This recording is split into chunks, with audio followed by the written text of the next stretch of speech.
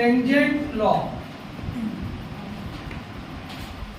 Tangent law अपनी copy में heading दो, टेंजेंट लॉ।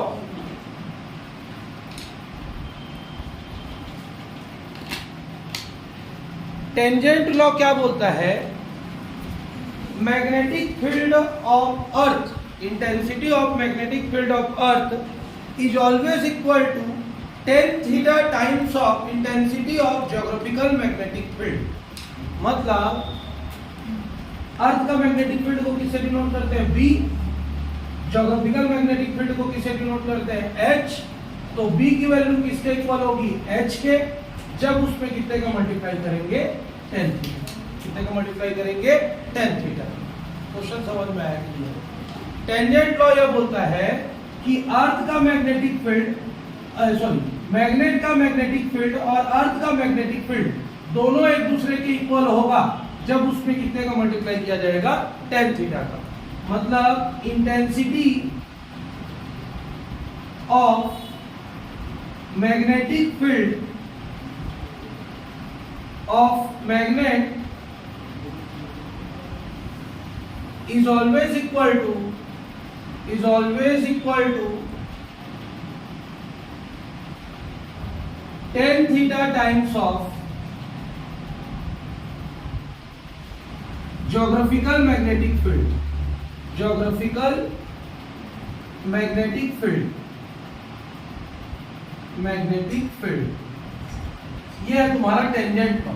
टेंजेंट लॉ क्या बोलता है? टेंजेंट मतलब tan थीटा। टेंजेंट लॉ क्या बोलता है कि मैग्नेट का जो मैग्नेटिक फील्ड होगा और अर्थ का जो मैग्नेटिक फील्ड होगा दोनों आपस में इक्वल होगा जब कितने का मल्टीप्लाई करेंगे? tan थीटा का। तो सबसे पहले कंसीडर करते हैं, क्या कंसीडर करते हैं? एक यूनिफॉर्म मैग्नेटिक फील्ड किसका ले लेते हैं हम लोग? अर्थ का। किसका यूनिफॉर्म मैग्नेटिक फील्ड ले लेते हैं? अर्थ का यूनिफॉर्म मैग्नेटिक फील्ड ले लेते हैं, जिसको हम लोग किससे डिनोट करेंगे? H। और उसके परपेंडिकुलरली किसका मैग्नेटिक फील्ड लेंगे? मैग्नेट का। उसके परपेंडिकुलरली हम किसका मैग्नेटिक फील्ड ले रहे हैं? मैग्नेट का। मतलब both the magnetic fields are perpendicular to each other. ये कंडीशन कब बनेगा?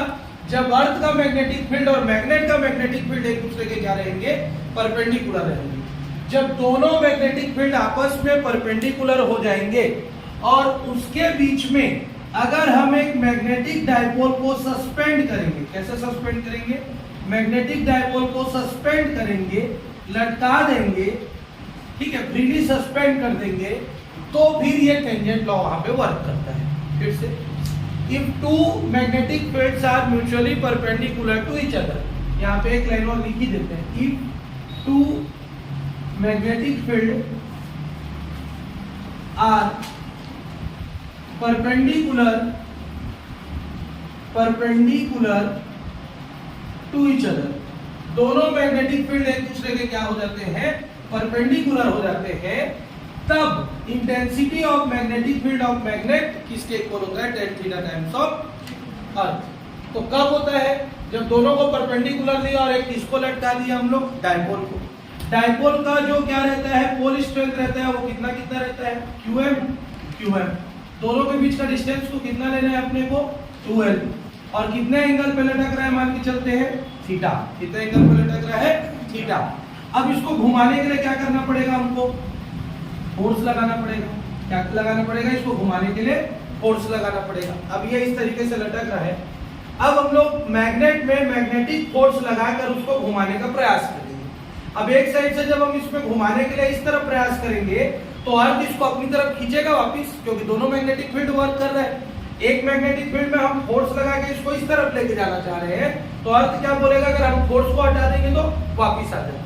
हम फोर्स लगा के इसको रोटेट करेंगे और जैसे ही फोर्स को हटाएंगे तो वापिस से ये अपने पोजीशन पे बैक हो जाएगा। मतलब हमारे थ्रू लगाने वाला फोर्स क्या हो जाएगा? QB या QMB। क्या लिखेंगे?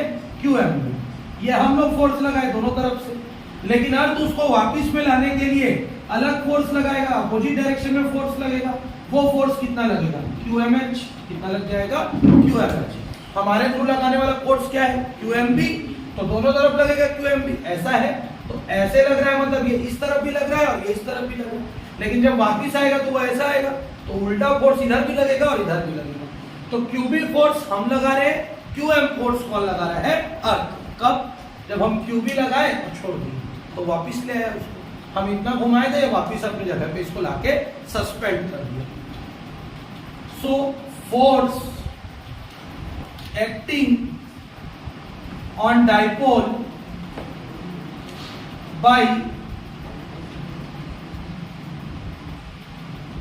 Magnetic field of dipole is equal to the restoring force, is equal to restoring force। ये समझ में आया कि नहीं? एक फोर्स हम लोग घुमाने के लिए लगा रहे हैं तो वो डाइपोल का फोर्स हो गया, और एक फोर्स अपने आप ऊपर वापिस आ जा रहा है। किसके थ्रू लगाया जा रहा है? By geographical magnetic field, geographical magnetic field. अब हम लोग पढ़ के आए हुए हैं, क्या पढ़ के आए हुए हैं इलेक्ट्रिसिटी में, कि किसी भी कपल को, मतलब जिसमें दो पोल होते हैं, अगर उसको हम घुमाते हैं तो उस पे जो परपेंडिकुलर फोर्स लगता है उसको क्या बोलते हैं? टॉर्क। क्या बोलते हैं उसको? टॉर्क बोलते हैं, फोर्स नहीं बोलते हैं। मतलब किसी भी ऑब्जेक्ट को अगर हम रोटेट करना चाहते हैं और उस पे जो परपेंडिकुलर फोर्स लगाते हैं तो उसको क्या बोला जाता है? टॉर्क बोला जाता है। टॉर्क का क्या होता है? Force into perpendicular distance. क्या होता है? Perpendicular distance. तो ये हो गया इसका परपेंडिकुलर, यहां पे इसको नाम दे देते हैं सी। क्या नाम दे देते हैं? सी नेम दे देते हैं। क्लियर है यहां पर? तो सी इसमें परपेंडिकुलर, इसमें क्या पड़ रहा है? S C. क्या परपेंडिकुलर पड़ रहा है? S C is equal to Q M H. क्या हो गया? Q M. इस तरफ भी एक फोर्स है और इसका परपेंडिकुलर कौन सा पड़ रहा है? N C. क्या पड़ेगा? N C. क्वेश्चन नंबर क्या हो जाएगा? 1। क्लियर है? ये फोर्स को हटाओ, ये फोर्स को हटाओ, यहां पे लिख दो टॉर्क, यहां पे लिख दो टॉर्क। टॉर्क क्यों लिख रहे हैं ये समझ में आया नहीं है? कि इस ऑब्जेक्ट को हम क्या करना चाह रहे हैं, अगर एंगल में घुमाते हैं तो परपेंडिकुलर जो फोर्स लगता है उसको फोर्स ना बोल के क्या बोला जाता है? टॉर्क। और टॉर्क की वैल्यू क्या होती है? Force into perpendicular distance. तो फोर्स हमारा इस तरफ क्या लग रहा है? QMB। परपेंडिकुलर डिस्टेंस क्या है? SC। इस तरफ फोर्स क्या है? इस तरफ फोर्स क्या लग रहा है? इस तरफ क्या लग रहा है?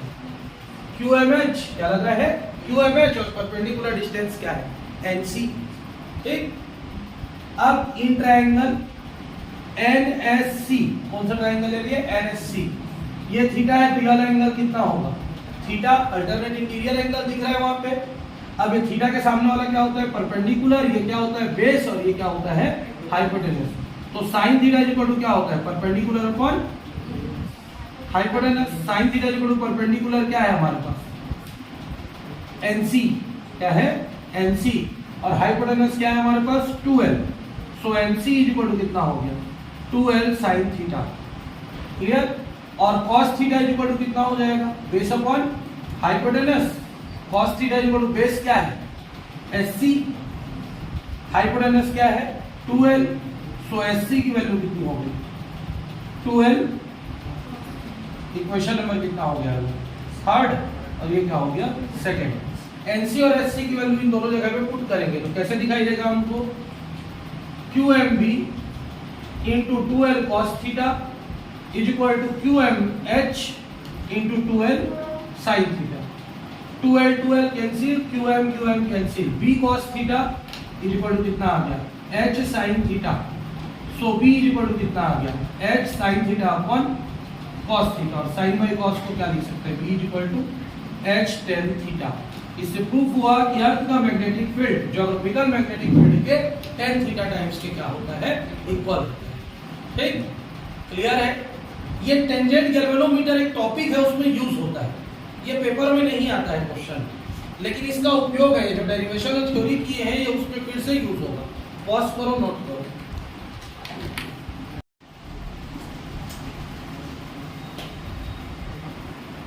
इसको दिया था HC ओरेस्टेड ने 1820 में। कब दिया था? HC Oersted, Hans Christian Oersted ने कब दिया था इसको? 1820 में।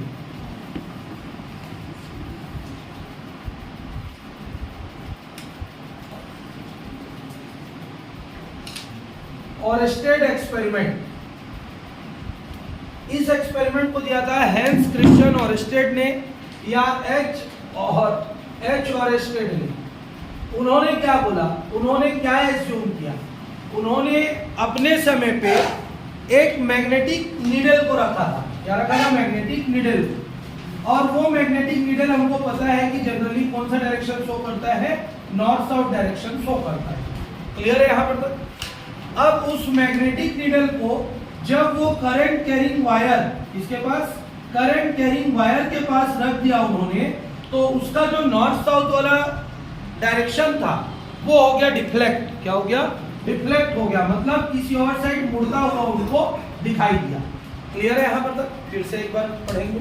ऑरेस्टेड नेम्ड साइंटिस्ट ने कोई एक्सपेरिमेंट नहीं किया। उन्होंने क्या किया, उनके पास मैग्नेटिक नीडल था, वो समथिंग कुछ प्रैक्टिकल कर रहे थे, लेकिन करंट कैरिंग वायर जहाँ पे मौजूद था, करंट कैरिंग वायर मतलब क्या होता है? हीटर मान सकते हैं, प्रेस मान सकते हैं, ठीक है, हीटर, प्रेस या फिर इंडक्शन।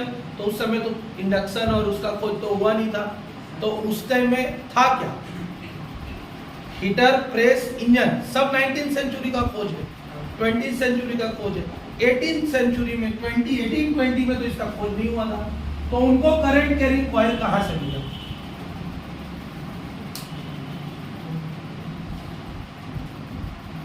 सोचो। जनरेटर का खोज हो गया था ना कि नहीं हुआ था? तुम लोग बताओ, वो भी 20th century. Current carrying coil कहां से मिला होगा? किस चीज को उन्होंने माना करंट कैरिंग कॉइल? कुछ नहीं। करंट कैरिंग कॉइल मतलब एक नॉर्मल तार जिसमें करंट को फ्लो किया जाए, और फ्लो करने के कारण लीड पेंसिल वाला प्रैक्टिकल देखे हो कभी? पेंसिल को दो किनारा को अगर हम लोग जोड़ दे और उसको क्या कर दे, बैटरी से कनेक्ट कर दे, तो लाइट जल जाता है लीड पेंसिल में।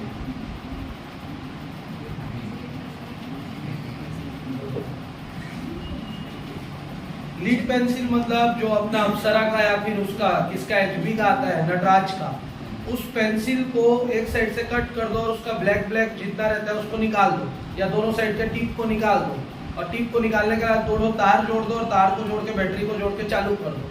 चालू करोगे तो क्या करता है, उसमें लीड मतलब graphite good conductor of electricity, उसमें से करंट फ्लो होना शुरू हो जाता है, और शुरू हो जाता है तो अंदर जो क्या है लकड़ी है, वो लकड़ी जलना शुरू होता है। जलने के कारण वो क्या हो जाता है, टॉर्च की तरह काम करता है। जलेगा तो उससे रोशनी निकलेगी, लाइट निकलेगा, और लाइट निकलेगा तो वो हो गया तुम्हारा टॉर्च। लेकिन कब तक निकलेगा? जब तक कि पूरा लकड़ी जल नहीं जाता। लेकिन लकड़ी को जलने में भी लंबा समय लगेगा, इतना बड़ा लकड़ी रहता है, ठीक है। तो पूरा एक लाइन से जलना शुरू करेगा और पूरा जल के राख हो जाएगा, तब तक का वो क्या करता रहेगा, करंट को प्रोवाइड करता रहेगा। लेकिन उतना करंट नहीं होता बैटरी में कि वो पूरा उसको जला दे, ठीक है। मतलब बैटरी का करंट डेड हो जाएगा लेकिन वो पूरा जला नहीं रहेगा। अगर तुम लोग इस प्रैक्टिकल को किसमें परफॉर्म करते हो, जो किसान टॉर्च वाला बैटरी आता था, इतना बड़ा वाला किसान टॉर्च में जो लगता है, देखे होगे किसान टॉर्च, गांव वाले तो देखे छोड़ेंगे। किसान टॉर्च इतना बड़ा रहता है, टॉर्च ऐसे करके चालू करने वाला रहता है, इतना बड़ा वो रहता है, बहुत ज्यादा दूर तक जाता है।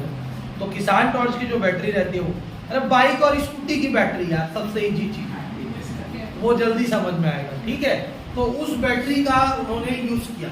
अब वो एक नॉर्मल वायर के ऊपर करंट पास हो रहा था, वहां पे उन्होंने अपने मैग्नेटिक नीडल को लगा, तो मैग्नेटिक नीडल का नॉर्थ साउथ डायरेक्शन ये था, तो अपने आप डिफ्लेक्ट हो गया वो। अभी अब मैं ये नहीं बताऊंगा कि लेफ्ट साइड डिफ्लेक्ट हुआ कि राइट साइड डिफ्लेक्ट हुआ, उसका नॉर्थ साउथ डायरेक्शन ये था, तो उसमें क्या प्रोड्यूस हो गया, डिफ्लेक्शन। तो उन्होंने बोला कि यहाँ पर तो कोई सा दूसरा मैग्नेट रखा नहीं है, मतलब there is not second magnet placed here. अब यहाँ पर जब सेकंड मैग्नेट रखा नहीं है तो भी ये मैग्नेटिक नीडल डिफ्लेक्शन क्यों प्रोड्यूस कर रहा है, क्या रीजन है? फिर उन्होंने क्या किया, इस वायर को थोड़ा दूर लेके गए, तो वापिस से अपना नॉर्थ साउथ डायरेक्शन को क्या कर दिया, वो स्टेबलाइज किया। पहले डिफ्लेक्ट हुआ था, डिफ्लेक्ट होने का जैसे ही वायर था उसको उन्होंने दूर किया, तो दूर करने से जो डिफ्लेक्शन था वो नल होके फिर से कौन से डायरेक्शन में आ गया, ओरिजिनल नॉर्थ साउथ डायरेक्शन में स्टेबल, ठीक। फिर वो उसी चीज को पास लेके गए तो फिर से उनके बीच में क्या हुआ, डिफ्लेक्शन हुआ। तो उन्होंने क्लियर कर दिया कि अगर किसी करंट कैरिंग कॉइल में, मतलब एक कॉइल ले ले, कॉइल मतलब जब किसी ऑब्जेक्ट में तार को लपेट दिया जाता है तो इसको कॉइल बोलते हैं। क्या बोल देते हैं, कॉइल बोल देते हैं। तो जब एक कॉइल में हम लोग करंट को अप्लाई करें तो करंट को अप्लाई करने के कारण इसके चारों तरफ क्या डेवलप हो जाता है, उन्होंने बोला मैग्नेटिक फील्ड। क्या डेवलप हो जाता है? Magnetic field. ठीक है, और वो मैग्नेटिक फील्ड का एक्सिस्टेंस तब तक रहता है जब तक कि उसमें क्या फ्लो किया जाता है? करंट। क्लियर हो गया? और जब उस मैग्नेटिक फील्ड को मैग्नेटिक नीडल के पास लेके जाते हैं तो वो मैग्नेटिक नीडल क्या प्रोड्यूस करता है? डिफ्लेक्शन। ये था उनका एक्सपेरिमेंट। किसका एक्सपेरिमेंट? ऑरेस्टेड। तो ऑरेस्टेड ने साइंटिस्ट ने बताया कि करंट कैरिंग कॉइल को अगर किसी नीडल या मैग्नेट के पास लेके जाया जाए तो वो मैग्नेट को क्या या मैग्नेटिक नीडल को क्या कर देता है? डिफ्लेक्ट कर देता है। मतलब it itself act as magnet. ये अपने आप में किसकी तरफ व्यवहार करना शुरू कर देता है? मैग्नेट की तरह व्यवहार करना स्टार्ट कर देता है। It behaves like a magnet. लेकिन कब तक? जब तक इसमें करंट फ्लो हो रहा है। बाद में उन्होंने जब करंट को ही ऑफ कर दिया तो वापस से ये अपने ओरिजिनल डायरेक्शन में क्या हो गया? न्यूट्रलाइज। क्लियर है?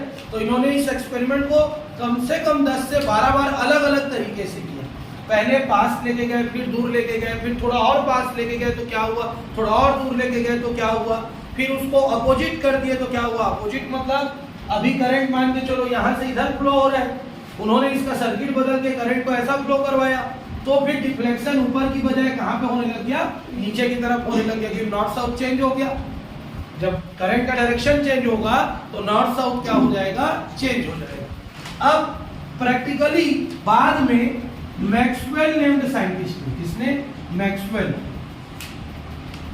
एक न्यूटन को याद रखना, एक मैक्सवेल को याद रखना, एक फैराडे को याद रखना। ये तीन ऐसे महापुरुष थे जिन्होंने किसी भी सब्जेक्ट को नहीं छोड़ा है, सब जगह इन्वेंशन किया है। ठीक है, फिजिक्स में भी है, केमिस्ट्री में भी है, बायोलॉजी में बस नहीं किया है। ठीक है, न्यूटन तो बायोलॉजी में भी कर रखा है, ठीक, मैक्सवेल बायोलॉजी में कर रखा है, ये दोनों तीनों में कर रखे हैं, ये नहीं किया अभी तक। रहता तो कर ही दिया रहता नहीं हुआ है, इज डेड। ठीक, तो मैक्सवेल नेम्ड साइंटिस्ट ने direction of magnetic field created by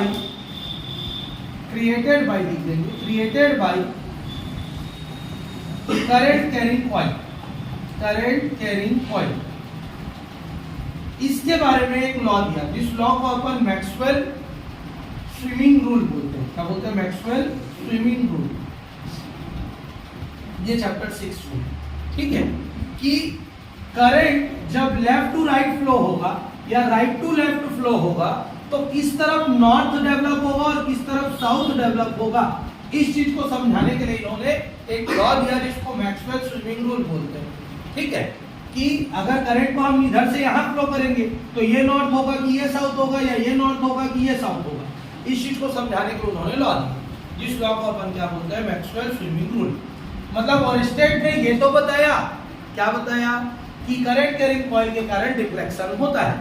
अगर हम राइट साइड से फ्लो करते हैं तो राइट साइड में लेफ्ट साइड से फ्लो करते हैं तो लेफ्ट साइड में डिफ्लेक्शन होता है, और राइट साइड से फ्लो करते हैं तो राइट साइड में डिफ्लेक्शन होता है। ठीक, लेकिन उन्होंने ये नहीं बताया कि ये नॉर्थ है कि साउथ है, ये साउथ है कि नॉर्थ है। इसको किसने बताया था? Maxwell named scientist. तो ऑरेस्टेड एक्सपेरिमेंट क्लियर है कि नहीं? ऑरेस्टेड एक्सपेरिमेंट क्या है?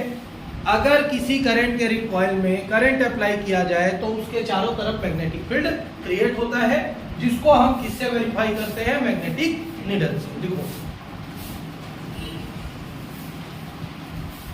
according to this experiment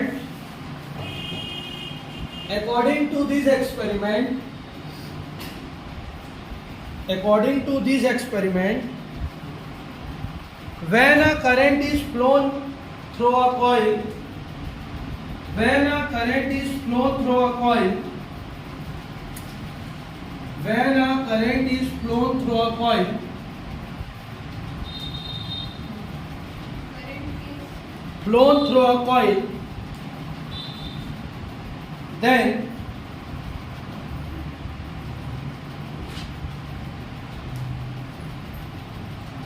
a magnetic field creates around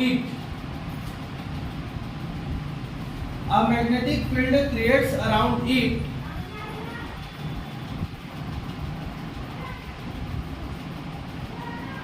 which produces comma करके which produces deflection in magnetic needle, which produces deflection in magnetic needle, in magnetic needle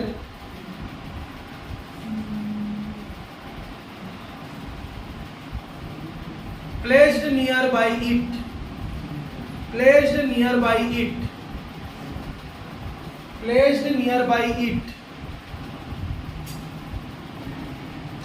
full stop. Clear है? Drawing को कुछ इस तरीके से बना लेंगे, drawing को बनाओ।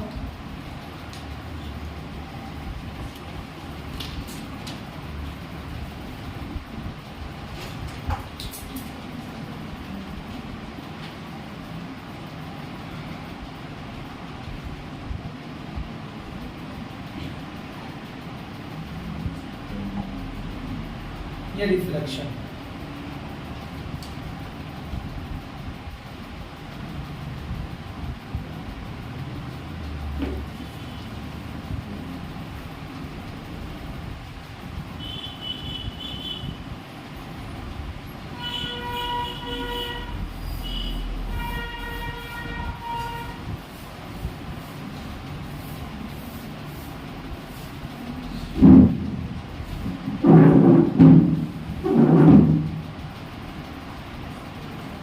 Done.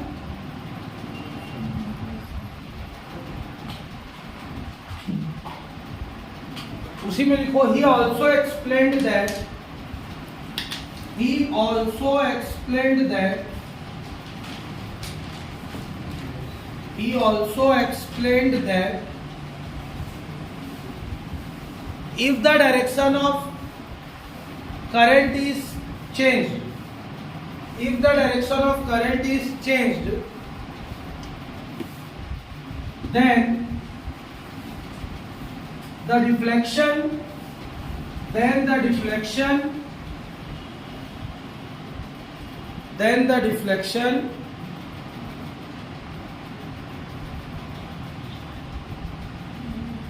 produced is also in opposite direction, is also in opposite direction, is also in opposite direction। मतलब अगर करंट के डायरेक्शन को चेंज किया जाए तो जो डिफ्लेक्शन प्रोड्यूस हो रहा है उस डिफ्लेक्शन का डायरेक्शन भी क्या हो जाता है, चेंज हो जाता है। ठीक, ये था ऑरेस्टेड का एक्सपेरिमेंट। आज का लास्ट टॉपिक हेडिंग दो और सबसे इंपॉर्टेंट टॉपिक है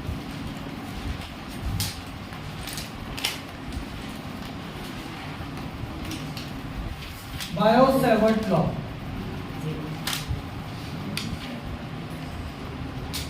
बायो-सैवर्ट लॉ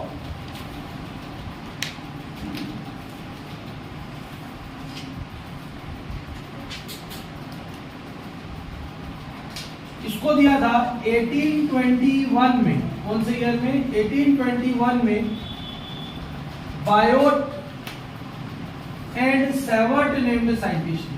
इसमें Biot and Savart named scientist ने, ठीक है, इसमें दिया था Biot and Savart named scientist ने 1821 में दिया था। कई बुक में 1820 भी दिया है। क्या दिया हुआ है? 1820। तो ईयर को अपने बुक के अकॉर्डिंग लिख लेना।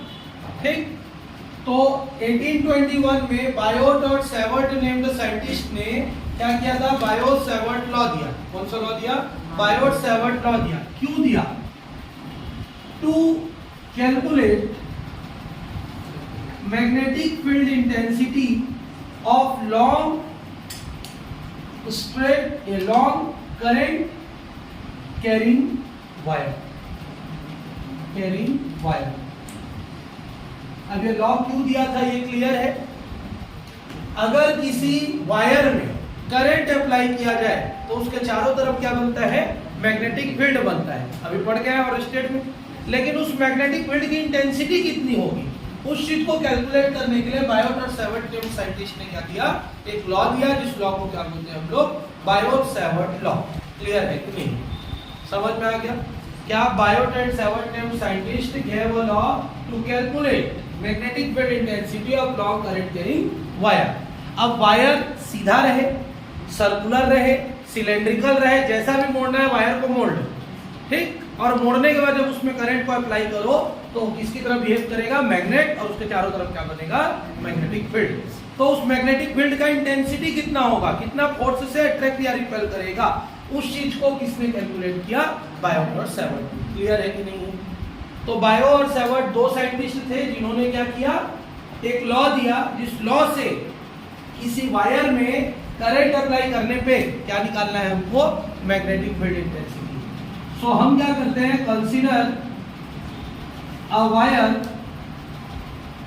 ऑफ लेंथ L, एक वायर ले लेते हैं जिसकी लंबाई कितनी है, मान के चलते हैं L, and I current is flown in it, flown through it लिख लेते हैं, flown through it, और इसमें क्या फ्लो करेंगे हम लोग, I current फ्लो करेंगे।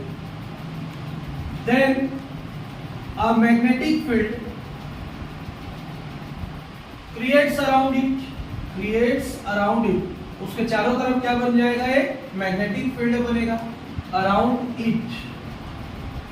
क्लियर है यहाँ पर? अब मैग्नेटिक फील्ड बनेगा, so we have to calculate magnetic field intensity at any point in the magnetic field. उस मैग्नेटिक फील्ड में किसी पॉइंट पर हमको क्या निकालना है, मैग्नेटिक फील्ड इंटेंसिटी। तो हम डायरेक्ट नहीं निकाल सकते, क्या नहीं निकाल सकते, डायरेक्ट नहीं निकाल सकते। सबसे पहले एक वायर ले लेते हैं, इस वायर की लंबाई कितनी है, मान के चलते हैं L लंबाई का वायर, इसका नाम कर देते हैं X और Y। L लंबाई है मतलब डेफिनिट लेंथ है, डेफिनिट लेंथ है तो हम स्टार्टिंग और एंडिंग पॉइंट फिक्स कर सकते हैं। इसमें क्या फ्लो कर दिया हमने, I करंट।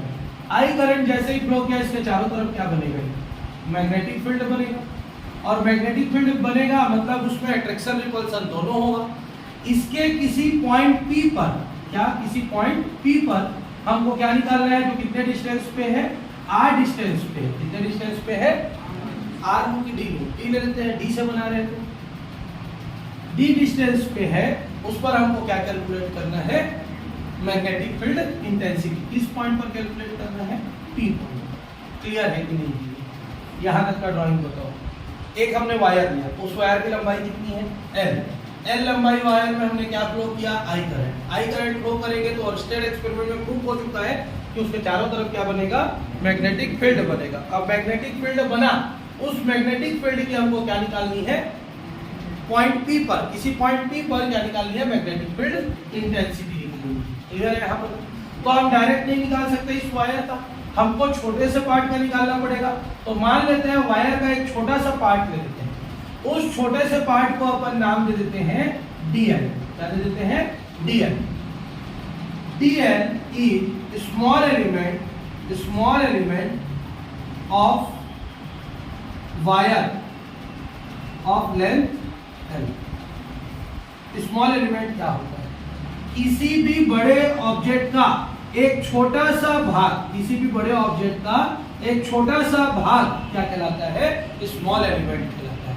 अगर वायर के फॉर्म में है तो ये, अगर ये एरिया के फॉर्म में है तो ये, क्लियर है? तो किसी भी ऑब्जेक्ट का एक छोटा सा भाग जिसको काट कर निकाला जाए, उस भाग को अपन क्या बोल देते हैं, स्मॉल एलिमेंट। क्या बोल देते हैं, small element.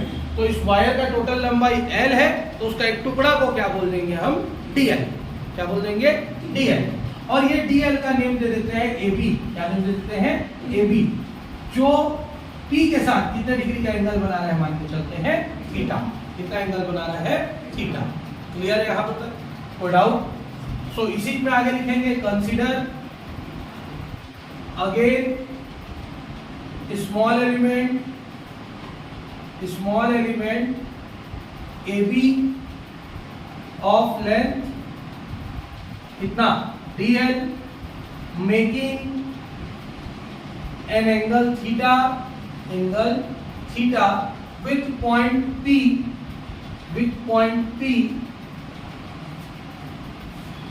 at distance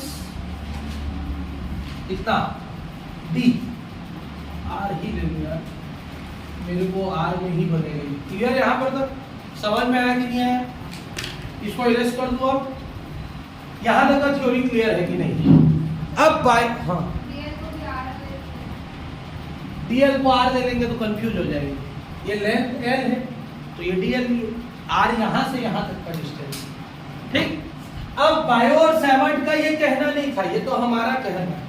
bio और सैवर्ट का कहना था कि जब स्मॉल एलिमेंट के लिए अपन क्या कैलकुलेट करेंगे, मैग्नेटिक फील्ड इंटेंसिटी, तो मैग्नेटिक फील्ड इंटेंसिटी भी क्या आएगी, स्मॉल है।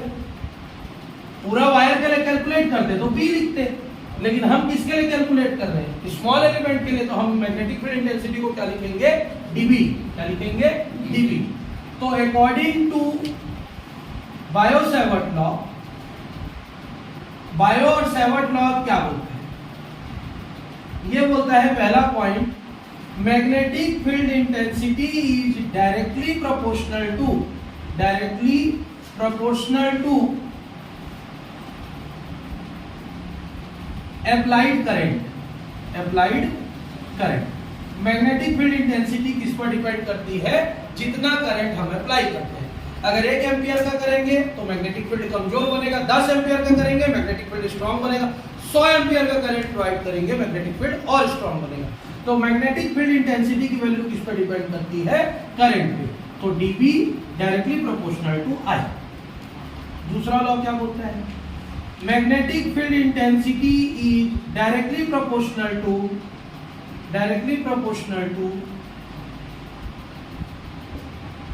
Small element dl। Second law क्या बोलता है कि मैग्नेटिक फील्ड इंटेंसिटी की वैल्यू किसके डायरेक्टली प्रोपोर्शनल होती है, स्मॉल एलिमेंट के डायरेक्टली प्रोपोर्शनल होती है।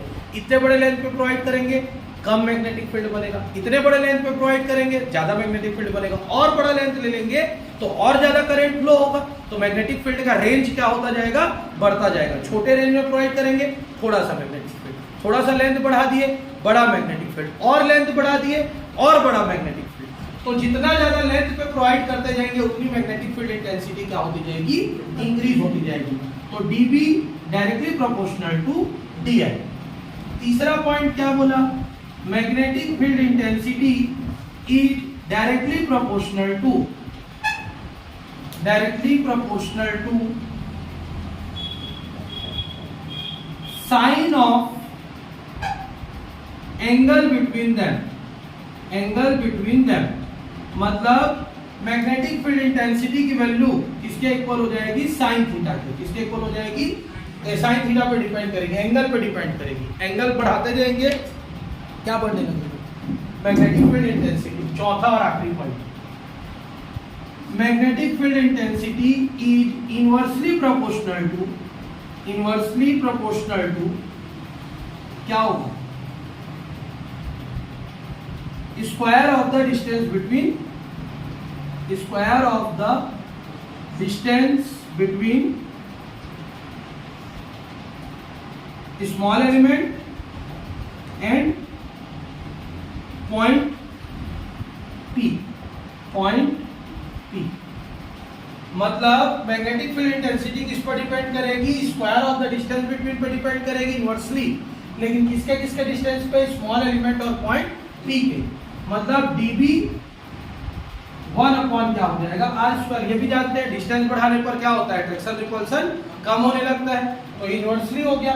इन चारों इक्वेशन को एक साथ मिलाएंगे क्योंकि dB एक साइड सबका इक्वल है, तो इन चारों इक्वेशन को अगर एक साथ मिला देंगे from equation 1 to 4 dB directly proportional to I dl sin theta upon क्या हो गया, r²। क्लियर है यहाँ पर? ये वाला साइन हटता है तो क्या लगता है, constant. So dB is equal to क्या हो जाएगा, k I dl sin theta upon क्या हो जाएगा, r²। इक्वेशन नंबर कितना हो गया, 1 थोड़ी देंगे, 4 तक का तो हो ही गया है, 4 तक का तो ये है ना चारों इक्वेशन, 5 हो गया। और k की वैल्यू SI सिस्टम पे क्या लेते हैं, SI सिस्टम पे k की वैल्यू कितनी होती है, μ0/4 pi. So dB is equal to कितना आ गया answer, μ0/4 pi I dl sine theta upon R square. ये है इक्वेशन नंबर 6 तुम्हारा बायो-सेवर्ट लॉ। क्लियर है यहां पर सर? ये हर साल आता है, एक साल भी नहीं छूटा है। नहीं पॉज करो। सर तो इक्वेशन